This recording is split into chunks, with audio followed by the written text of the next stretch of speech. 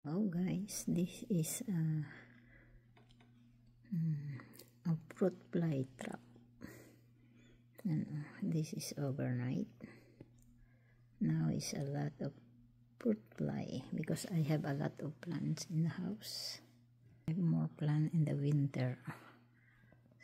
What you need is a plastic container and saran wrap and apple cider vinegar, so you can trap a lot of fruit fly. Yan po. Yan. Because of this, I have more African violet. More African violet here. Yan. A problem with the fruit flies, this is the solution. There you go. Yan. It's a lot.